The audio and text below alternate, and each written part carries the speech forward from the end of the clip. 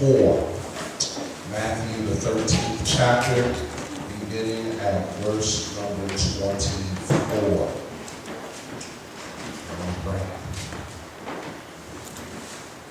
Matthew 13, beginning at verse number 24. When you have it, say amen.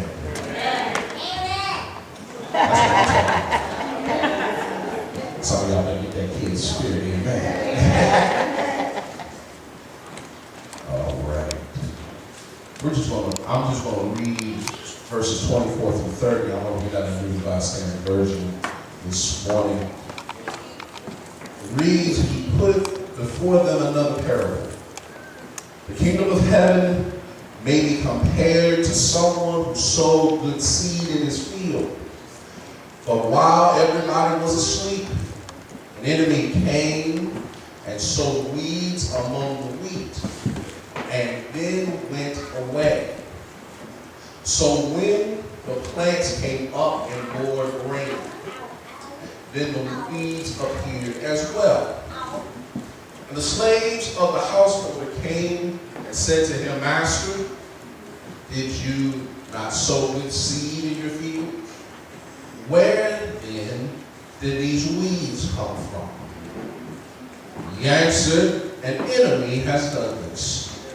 The slave said to him, then do you want us to go and gather them? But he replied, no.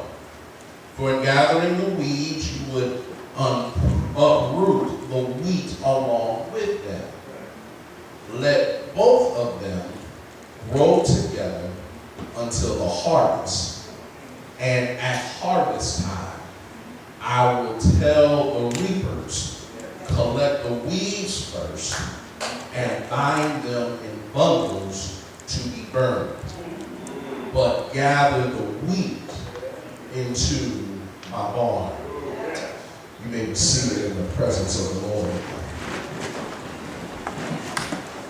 I just want to take a couple minutes to talk from the topic, you made the cut. You made the cut. I was a two-sport athlete in high school, and I played football, I played basketball, and when you played basketball at the private school that I went to, they had the abilities to make sure that you had tryouts and make sure that they could cut whoever they wanted to. We're not obligated to make sure that everyone who came out and tried out could keep their spot on the team. They wanted the 13 or 14 best players they could find to make the team. Like anybody else, I was hoping and praying that I was going to make the team. Not only did I make the team on each occasion that I tried out, but I was a starter for at least a couple seasons. Now, the beauty of thinking back on those times is not really about the fact that I got to start on the team, but just the fact that I was able to make the cut. All right now. When you see, making the cut suggests that I had an opportunity to be on the team. Now, you may have missed what I just said. Yeah, I started, but the starting position was only mine after I made the team. All right now. Okay, y'all gonna stare at me for a minute? I caught that. Let me walk this again. I started only after I was given the opportunity. All right. Now see, when we think about our Christian walk, many of us are beginning to deal and be inundated with so many different ideologies and theologies about how God operates in our lives. To the point where many of us have gone on the deep end one direction or another. And church, let me go ahead and just get some of this stuff out of the way so you understand where I'm coming from. I serve a God that is a holistic God. What do I mean? I serve a God that is able to not only bless me tangibly, but bless me in my spirit. And many times, I would rather him bless me on the inside before he blesses me on the outside. Because everybody that has stuff ain't truly blessed. Right.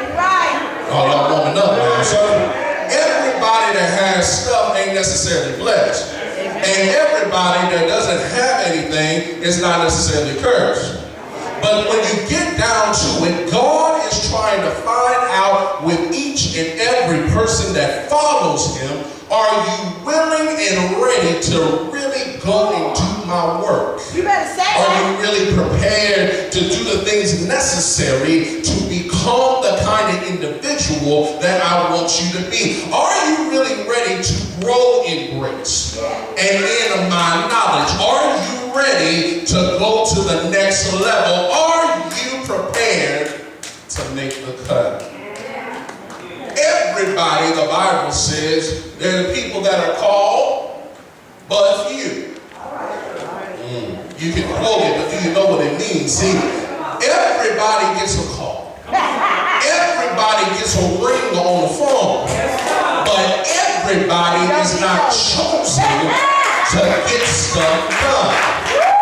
And if there was ever an indicator in this life, it is right now. There are more people right now occupying space like me, standing behind desks right now, maybe on their second or third service for all we know, and they received a call. Yeah, okay.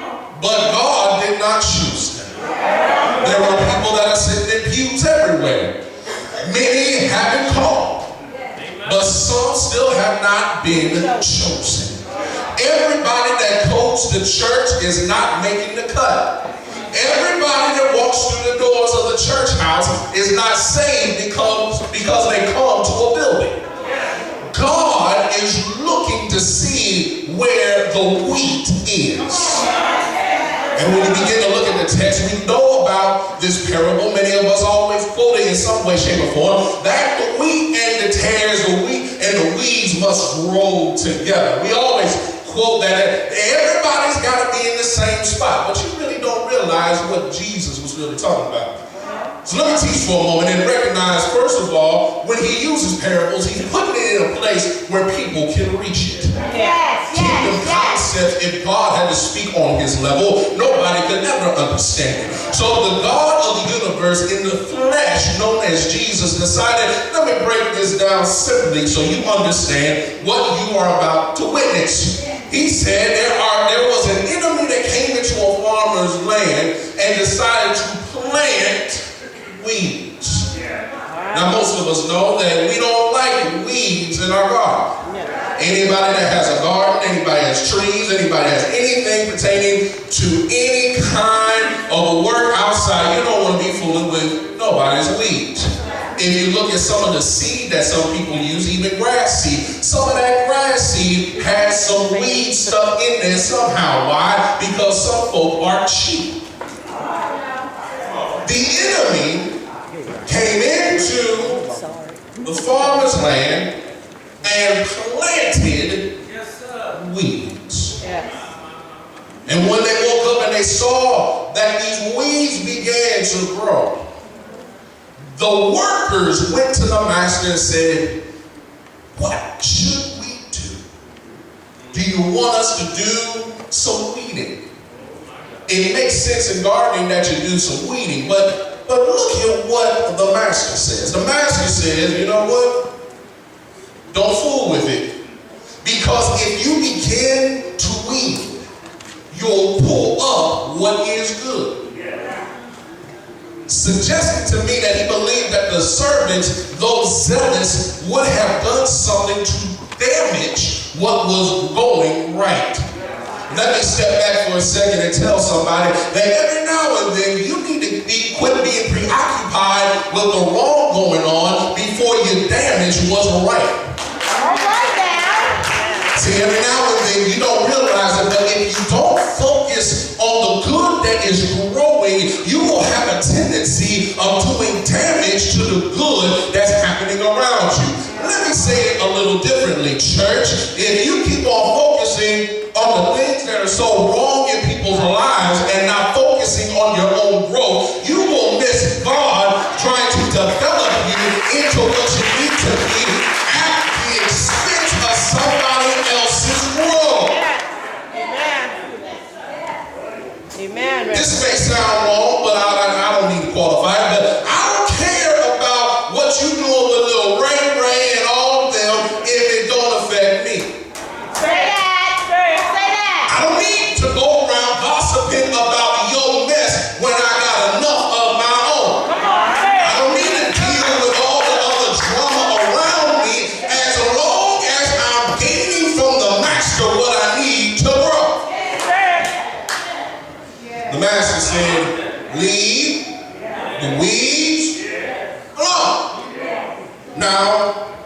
A few verses later, Jesus goes into the eschatology of what he's talking about. In other words, he's going to start talking about the end times and saying that, well, when it all comes together, when harvest time comes, when it's time for God to gather up his own, he's going to pluck everybody out, he's going to separate, and he's going to burn up those that don't know me, and he's going to take those that know him on up.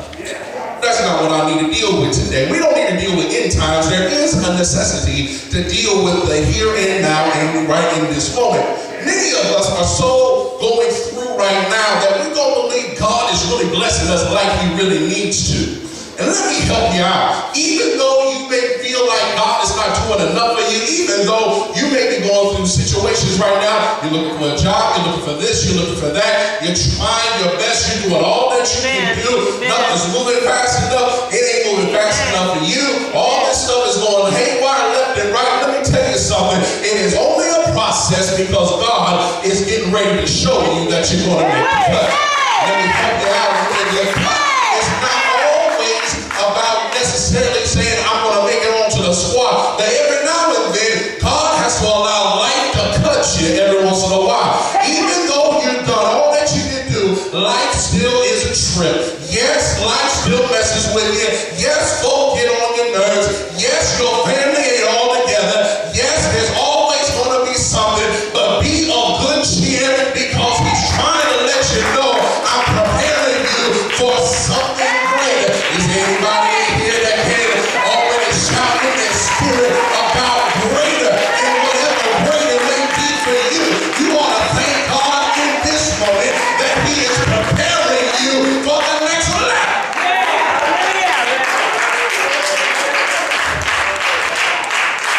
The text says that when harvest time comes, the reaper has to come through. And the reaper comes through and he has to what? Cut. What is so important about this cut? How do we know that we have made the cut to the next level? Yes, Lord. Number one, because we have been nurtured by Christ. Look at this. It says that the farmer planted good seed. And the suggestion is the good seed was in good soil. All right. The suggestion, he didn't just plant good seed. He planted good seed in good soil. See, some of us are like some of the other parables that talk about seed. All right. There was a farmer that threw seed everywhere. Yeah. Some hit some good ground. Yeah. Some hit some stony ground. Yeah. Some hit some weed-infested ground. Well. Some hit some hard ground. Vultures came through, took up some seed. Weeds choked out other seeds.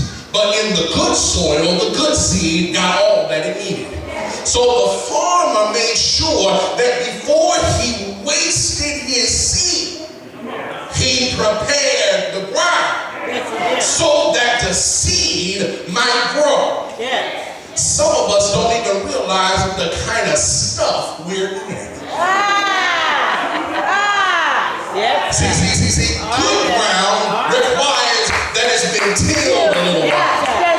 That there's some things that are not there that could have been there.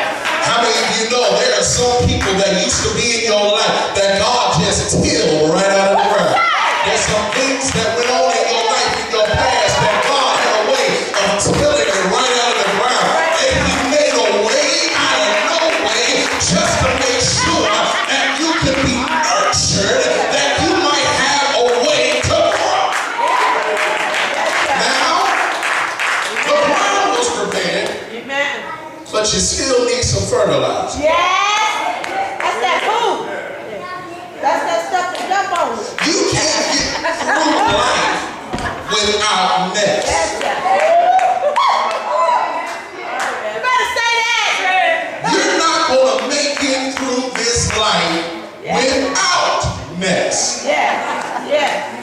The farmer was only obligated to make sure that where the seed was planted was right so that it could take some root. Amen. And he did not tell the seed that he was not going to fertilize it. Amen. And the best fertilizer It's a mess. I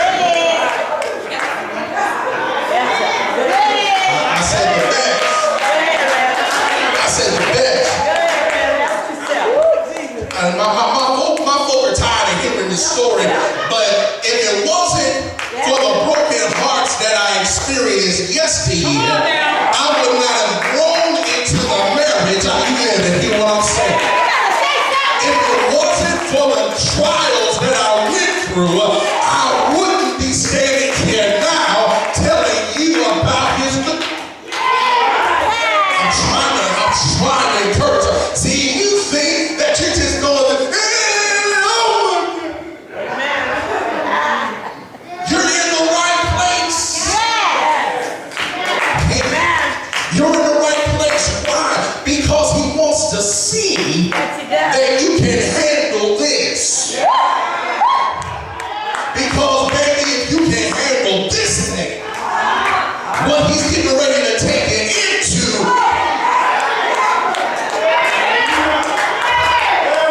he's trying to nurture you. Why do we keep on shouting from the pulpit and over the phone? You need to be in your word. Why? Because the food I need is in the word. The water I need is in the word. When he washes me with his word, no matter the mess that comes my way, all things work together for good to them who love God and to them who are the called.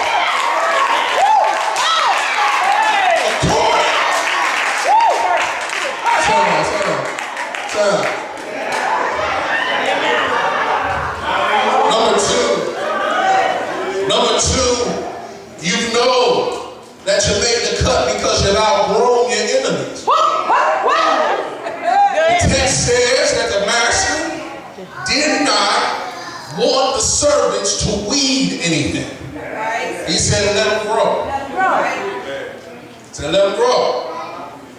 Now, I drive down Circleville and I take a back way in Circleville. Sometimes people will say, well, if I jump on 20 now, yeah, that might be quicker. Every now and then you need to find some side routes. Come on now.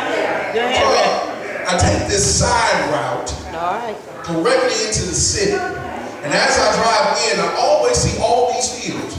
Some are growing soybeans, some are growing corn, and even some are growing wheat. I noticed something about a week ago.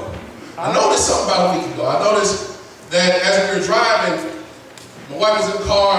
She doesn't always look around like I look around, but this time she looked around and she was like, oh my Lord, this looks so pretty. And what you see, and what we saw was all this beautiful light brown stuff in the air. But then we saw some little, small green spots. Jesus. All this growth. But we saw some little green spots. And you look at it, you're like, that's not supposed to be there. That's just out of order. And I kept driving, and I kept thinking, why in the world would all that be there?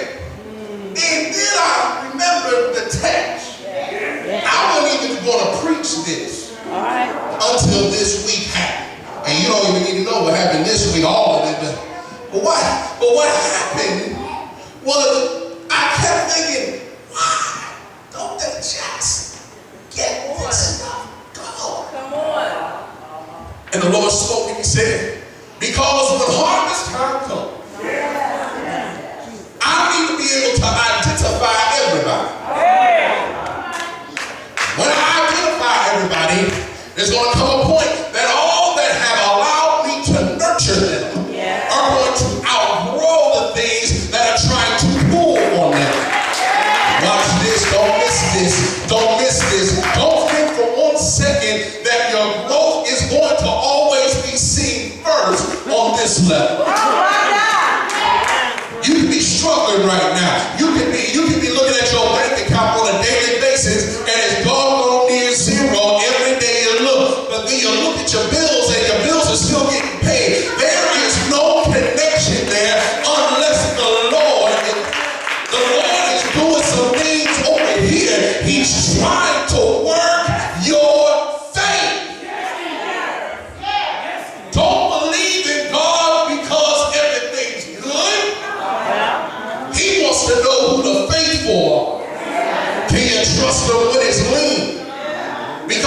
trust him when it's lean, then you'll know him as Jehovah Jireh. Don't trust him just when you're well. You need to trust him when you're sick. Because you'll experience him as your healer. Don't just trust him when everything in your house and around you is going well. You need to learn how to trust him as Jehovah Shalom. Have you ever seen and remember those brothers that were on the boat? Jesus on the boat with them. And he looked out, experienced fishermen, and said there's a storm out on the ocean. And it's moving this whole way. And then all of a sudden they ran down and disturbed Jesus in his sleep and said, Master, don't you care that we perish? And then Jesus got up out of his sleep, went to the top of the ship, looked up at the lightning, looked over and heard all the thunder.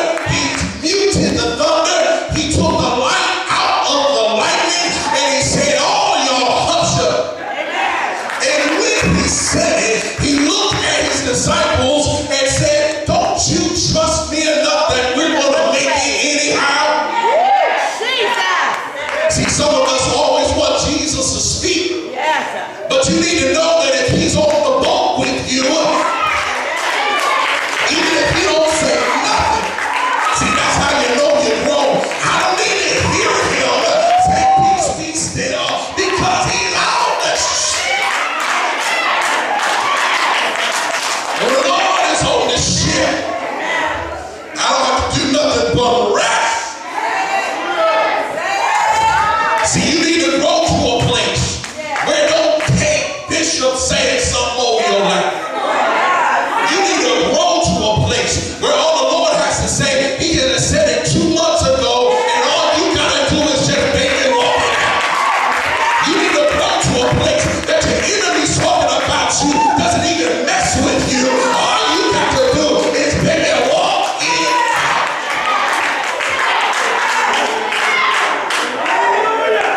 He wants mature saints.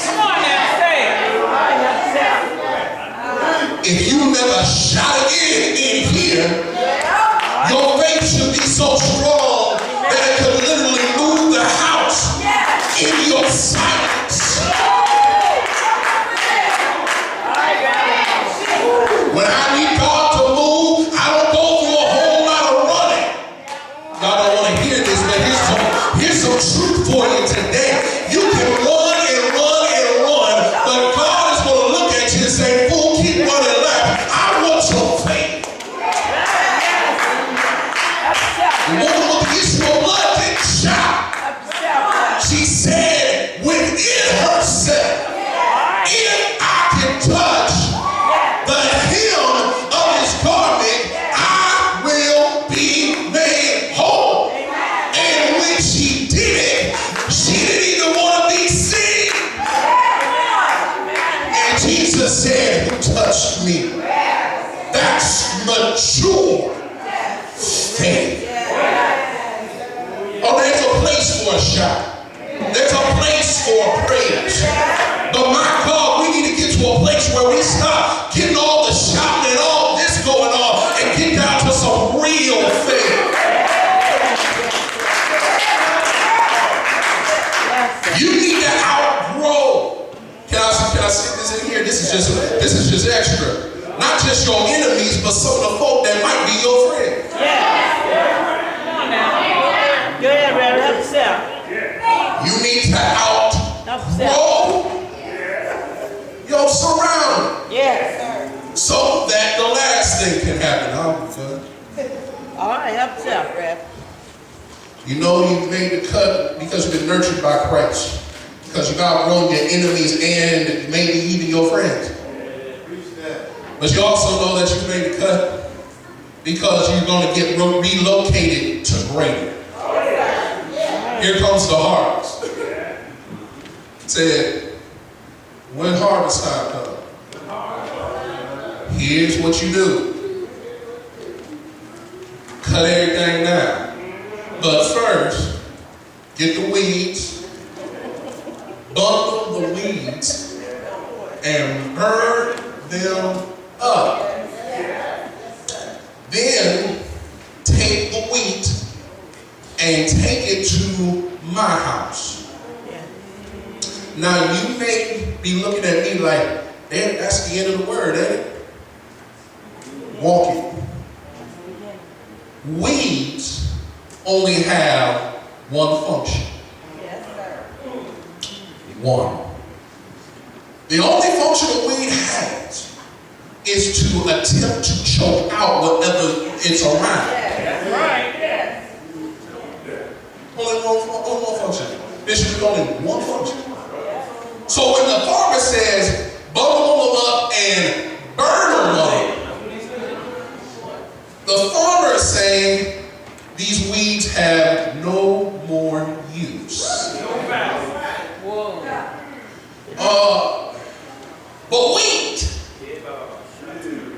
wheat has more than one function. You see, I eat bread. Yeah. Wheat bread. Now, I'm a pretty smart guy, but I just don't believe that the wheat in the field as it is will be properly processed for it to work and go into my wheat bread. So there is a necessity for it to be cut down and moved to another place so that it is processed for greater works. Come on now. Let me say that again. I felt good. The wheat in my bread could not stay as it was in the field and be put into my bread.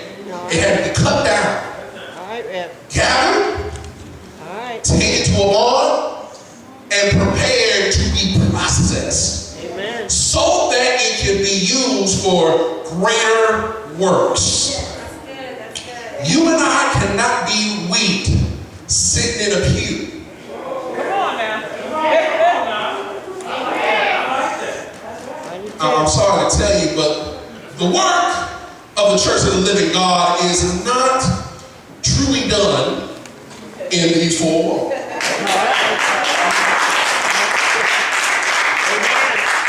But if I want to do greater work, I must be mature enough wheat that when the Lord is ready to cut me, Come on now. that I am willing and prepared to be moved to the processing stage. You see, some of us in here don't realize it yet, but you might go through a painful separation. And what I mean is you get separated from the field you once were in to be moved to the place where you can really do what you need to do. And God is going to process you so that you can be used in places you never thought you would ever be used. Don't think for 1 second that everybody is fit to be up here preaching the gospel. Everybody is not going to get up and have the elocutionary skills to deliver unto the people what thus says the Lord in this matter. But let me tell you something. If you have been called on the phone by God, God is looking to see are you willing to learn and to do what you need to do so that you can grow and become mature enough that He can use you. Is there anybody in here that can say right now, I am praying that I can be used for the kingdom of God, that I can be used to go to another level and reach those that would not normally be reached? Is there anybody in here that can shout today that you can look at yourself and look at your situation and not look at it like you used to look at it, but thank God that even though you're going through some painful stuff, even though you're going through some hurtful stuff, even though people counted you out, even though all the mess of the world has come your way, He didn't say that He will ever leave you. He didn't say He will forsake you. He said, I'll stand by your side and I'll walk with you, talk with you, and tell you